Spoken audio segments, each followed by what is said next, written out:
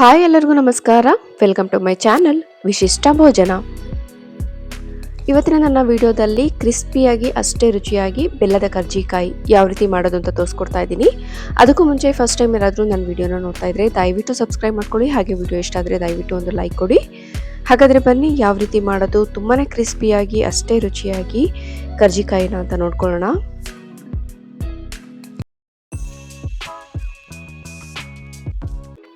ಮೊದಲಿಗೆ ಹಿಟ್ಟನ್ನು ಕಲಿಸ್ಕೊಳ್ಳೋಣ. ಹಿಟ್ಟನ್ನು ಕಲಿಸ್ಕೊಳ್ಳೋದಕ್ಕೆ ನಾನಿಲ್ಲಿ 1 ಬಟ್ಲಾಗುವಷ್ಟು ಮೈದಾ ಹಿಟ್ಟು ಹಾಗೆ ರುಚಿಗೆ ತಕ್ಕಷ್ಟು ಉಪ್ಪನ್ನ ಸೇರಿಸ್ಕೊಳ್ತಾ ಇದ್ದೀನಿ. ಇವಾಗ ಸ್ವಲ್ಪ ನೀರನ್ನು ಚಿಮ್ಕಿಸ್ಕೊಂಡು ಚಪಾತಿ ಹಿಟ್ಟಿಗಿಂತ ಸ್ವಲ್ಪ ಗಟ್ಟಿಯಾಗಿ ಇದನ್ನು ಕಲಿಸ್ಕೊಳ್ಬೇಕು. ಈ ಕರ್ಜಿಕಾಯಿಗೆ ನಾವು ಲಟ್ಟಿಸ್ಕೊಳ್ಬೇಕಾದ್ರೆ ತುಂಬ ತೆಳುವಾಗಿ ಲಟ್ಟಿಸ್ಕೊಳ್ಬೇಕಾಗುತ್ತೆ. ಸೊ ಹಾಗಾಗಿ ತೆಳುವಾಗಿ ಕಲಿಸ್ಕೊಂಡ್ಬಿಟ್ರೆ ನಾವು ಅಷ್ಟು ಈಸಿಯಾಗಿ ಲಟ್ಟಿಸ್ಕೊಳ್ಳೋದಕ್ಕಾಗಲ್ಲ. ಸೊ ಹಾಗಾಗಿ ಇದನ್ನು ಸ್ವಲ್ಪ ಗಟ್ಟಿಯಾಗಿಯೇ ಕಲಿಸ್ಕೊಳ್ಳಿ. ನೋಡಿ, ಈ ರೀತಿ ಚೆನ್ನಾಗಿ ನಾದ್ಕೊಂಡು ಈ ಹದಕ್ಕೆ ನಾವು ಚೆನ್ನಾಗಿ ಕಲಿಸ್ಕೊಳ್ಬೇಕು. ನೋಡ್ತಾ ಇದ್ದೀರಲ್ಲ, ಈ ಹದಕ್ಕೆ ಇಷ್ಟು ಗಟ್ಟಿಯಾಗಿ ಕಲಿಸ್ಕೊಂಡ್ರೆ ಸಾಕು. ಇವಾಗ ಇದನ್ನ ಒಂದು ಬಟ್ಲನ್ನ ಮುಚ್ಚಿಟ್ಟು ಒಂದು ಅರ್ಧ ಗಂಟೆಗಳ ಕಾಲ ನೆನೆಯೋದಕ್ಕೆ ಬಿಡೋಣ. ಅಷ್ಟರಲ್ಲಿ ನಾವು ಹೂರ್ಣನ ರೆಡಿ ಮಾಡ್ಕೊಳ್ಳೋಣ. ಹೂರ್ಣ ರೆಡಿ ಮಾಡ್ಕೊಳ್ಳೋದಕ್ಕೆ ನಾನಿಲ್ಲಿ 3/4 ಬಟ್ಲಾಗುವಷ್ಟು ಕಡಲೆ ಬೀಜನ ತೆಗೆದುಕೊಂಡಿದ್ದೀನಿ. ಈ ಕಡಲೆ ಬೀಜನ ನಾನು ಹುರಿದು ಸಿಪ್ಪೆ ತೆಗೆದುಕೊಂಡಿದ್ದೀನಿ. ಹಾಗೆ 3/4 ಬಟ್ಲಾಗುವಷ್ಟು ಉರಿಗಡಲೆ, 2 ಟೀ ಸ್ಪೂನ್ ಆಗುವಷ್ಟು ಹುರಿದಿರುವಂಥ ಬಿಳಿ ಎಳ್ಳು, 1 ಬಟ್ಲಾಗುವಷ್ಟು ತುರಿದಿರುವಂಥ ಒಣ ಕೊಬ್ಬರಿ, ಹಾಗೆ 3/4 ಬಟ್ಲಾಗುವಷ್ಟು ತುರಿದಿರುವಂಥ ಬೆಲ್ಲ, 1 ಟೀ ಸ್ಪೂನ್ ಆಗುವಷ್ಟು ಏಲಕ್ಕಿ ಪುಡಿ, ಇಷ್ಟನ್ನ ತೆಗೆದುಕೊಂಡಿದ್ದೀನಿ. ಬೆಲ್ಲನ ನಿಮ್ಮ ಟೇಸ್ಟಿಗೆ ತಕ್ಕಂತೆ ನೀವು ಜಾಸ್ತಿ ಕಡಿಮೆ ಮಾಡ್ಕೊಳ್ಬೋದು. ಇವಾಗ ಒಂದು ಮಿಕ್ಸಿ ಜಾರಿಗೆ ಹುರಿದಿರುವಂಥ ಕಡಲೆ ಬೀಜನ ಸೇರಿಸ್ಕೊಳ್ತಾ ಇದ್ದೀನಿ. ಇವಾಗ ಇದನ್ನ ತರಿಯಾಗಿ ಮಿಕ್ಸಿಲಿ ಪೌಡರ್ ಮಾಡ್ಕೊಳ್ತಾ ಇದ್ದೀನಿ. ಜಸ್ಟ್ ಆನ್ ಆ್ಯಂಡ್ ಆಫ್ ಮಾಡಿ ಪೌಡರ್ ಮಾಡ್ಕೊಳ್ಳಿ. ತುಂಬ ನುಣ್ಣಗೆ ಪೌಡರ್ ಮಾಡ್ಕೊಳ್ಬಾರ್ದು. ನೋಡಿ, ಈ ರೀತಿ ತರಿಯಾಗಿ ಪೌಡರ್ ಮಾಡ್ಕೊಳ್ಬೇಕು.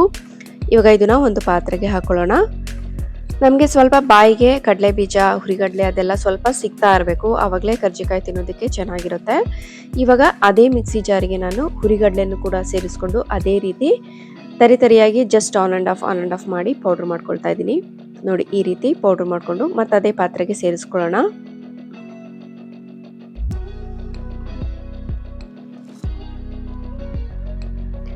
ಇವಾಗ ಇದಕ್ಕೆ ತುರಿದಿರುವಂಥ 1 ಬಟ್ಲಾಗುವಷ್ಟು ಒಣ ಕೊಬ್ಬರಿನ ಸೇರಿಸ್ಕೊಳ್ತಾ ಇದ್ದೀನಿ. ಜೊತೆಗೆ 2 ಟೀ ಸ್ಪೂನ್ ಆಗುವಷ್ಟು ಹುರಿದಿರುವಂಥ ಬಿಳಿ ಎಳ್ಳು, 1 ಟೀ ಸ್ಪೂನ್ ಏಲಕ್ಕಿ ಪುಡಿ, ಹಾಗೆ ತುರಿದಿರುವಂಥ 3/4 ಬಟ್ಲಾಗುವಷ್ಟು ಬೆಲ್ಲನ ಸೇರಿಸ್ಕೊಳ್ತಾ ಇದ್ದೀನಿ. ಇದೆಲ್ಲನ ಸೇರಿಸ್ಕೊಂಡು ಬೆಲ್ಲ ಚೆನ್ನಾಗಿ ಎಲ್ಲದಕ್ಕೂ ಹೊಂದ್ಕೊಳ್ಳೋ ಹಾಗೆ ಕೈಯಲ್ಲಿ ಈ ರೀತಿ ಇಸ್ಕಿ ಚೆನ್ನಾಗಿ ಮಿಕ್ಸ್ ಮಾಡ್ಕೊಳ್ಬೇಕು. ಎಲ್ಲ ಕಡೆ ಬೆಲ್ಲ ಚೆನ್ನಾಗಿ ಹೊಂದ್ಕೋಬೇಕು. ಆ ರೀತಿ ಕರೆಕ್ಟಾಗಿ ಮಿಕ್ಸ್ ಮಾಡ್ಕೊಳ್ಳಿ. ನೋಡಿ, ಈ ರೀತಿ. ಈಗ ಹೂರ್ಣನೂ ಕೂಡ ರೆಡಿ ಆಯಿತು. ಈ ಕಡೆ ಹಿಟ್ಟು ಕೂಡ ಚೆನ್ನಾಗಿ ನೆಂದಿದೆ. ಈ ವಿಧಾನದಲ್ಲಿ ಒಂದ್ಸಲ ಕರ್ಜಿಕಾಯಿನ ಮಾಡಿ ನೋಡಿ, ತುಂಬಾ ಟೇಸ್ಟಿಯಾಗಿರುತ್ತೆ. ಸಕ್ಕರೆ ಕೊಬ್ಬರಿ ಹಾಕಿ ಮಾಡೋದಕ್ಕಿಂತ ಈ ರೀತಿ ಬೆಲ್ಲನ ಸೇರಿಸಿ ಕರ್ಜಿಕಾಯಿ ಮಾಡೋದ್ರಿಂದ ತುಂಬಾ ರುಚಿಯಾಗಿರುತ್ತೆ, ಅಷ್ಟೇ ಕ್ರಿಸ್ಪಿಯಾಗಿ ಕೂಡ ಬರುತ್ತೆ. ಈಗ ಸ್ವಲ್ಪನೇ ಹಿಟ್ಟನ್ನು ತೆಗೆದುಕೊಂಡು ಲಟ್ಟಿಸ್ಕೊಳ್ಳೋಣ. ನಾವು ಹಿಟ್ಟನ್ನು ಯಾವ ರೀತಿ ಲಟ್ಟಿಸ್ಕೊಳ್ಬೇಕು ಅಂದರೆ ಒಂದು ಪೇಪರ್ ರೀತಿ ಅಷ್ಟು ತೆಳುವಾಗಿ ಲಟ್ಟಿಸ್ಕೊಳ್ಬೇಕು. ನಾನು ವಿಡಿಯೋದಲ್ಲಿ ತೋರಿಸ್ತಾ ಇರೋ ಹಾಗೆ ಒಂದು ಬಟ್ಲಿಗೆ 2 ಟೀ ಸ್ಪೂನ್ ಆಗೋಷ್ಟು ಮೈದಾ ಹಿಟ್ಟು, ಸ್ವಲ್ಪ ನೀರನ್ನು ಸೇರಿಸಿ ಈ ರೀತಿ ಪೇಸ್ಟ್ ರೀತಿ ಮಾಡಿಟ್ಕೊಳ್ಳಿ. ಇವಾಗ ಕರ್ಜಿಕಾಯಿ ಮೋಲ್ಡ್ಗೆ ಸುತ್ತಲೂ ಎಡ್ಜಿಗೆ ಈ ರೀತಿ ಎಣ್ಣೆನ ಸವರ್ಕೊಂಡು ಲಟ್ಟಿಸ್ಕೊಂಡಿರೋದನ್ನ ಇದ್ರ ಮೇಲೆ ಹಾಕಿ ಬಟ್ಲು ಥರ ಇಟ್ಕೊಂಡು ಅದರೊಳಗಡೆ ಹೂರ್ಣನ ಫಿಲ್ ಮಾಡಬೇಕು. ಹೂರ್ಣನೂ ಕೂಡ ನೋಡಿಕೊಂಡು ಕರೆಕ್ಟಾಗಿ ಫಿಲ್ ಮಾಡ್ಕೊಳ್ಳಿ. ತುಂಬ ಓವರ್ ಆಗಿನೂ ಕೂಡ ಫಿಲ್ ಮಾಡ್ಕೋಬೇಡಿ, ಹಾಗೆ ಕಡಿಮೆನೂ ಕೂಡ ಫಿಲ್ ಮಾಡ್ಕೋಬೇಡಿ. ಕರೆಕ್ಟಾಗಿ ಅದು ಎಷ್ಟು ಹಿಡಿಯುತ್ತೋ ಅಷ್ಟು ನೋಡಿಕೊಂಡು ಫಿಲ್ ಮಾಡಿಟ್ಕೊಂಡಿರುವಂಥ ಪೇಸ್ಟನ್ನ ಈ ರೀತಿ ಎಡ್ಜಿಗೆ ನೀಟಾಗಿ ಸವರ್ಕೊಂಡು ನಿಧಾನವಾಗಿ ಪ್ರೆಸ್ ಮಾಡಿಕೊಂಡು ಎಕ್ಸ್ಟ್ರಾ ಹಿಟ್ಟನ್ನು ತೆಗೆದಾಕಿ. ನೋಡಿ, ಇಷ್ಟೇ, ಇದು ಕರ್ಜಿಕಾಯಿಗಳು ರೆಡಿ ಆಯಿತು. ಇದೇ ರೀತಿ ನಾನು ಎಲ್ಲನೂ ಕೂಡ ರೆಡಿ ಮಾಡಿಟ್ಕೊಂಡಿದ್ದೀನಿ. ಈ ಕಡೆ ನಾನು ಎಣ್ಣೆನೂ ಕೂಡ ಹದವಾಗಿ ಕಾಯಿಸ್ಕೊಂಡಿದ್ದೀನಿ. ಎಣ್ಣೆನೂ ಕೂಡ ತುಂಬ ಜಾಸ್ತಿ ಕಾಯಿಸ್ಕೊಳ್ಳೋದಕ್ಕೆ ಹೋಗಬೇಡಿ, ಮೀಡಿಯಮ್ ಆಗಿ ನೋಡಿಕೊಂಡು ಹದವಾಗಿ ಕಾಯಿಸ್ಕೊಳ್ಳಿ.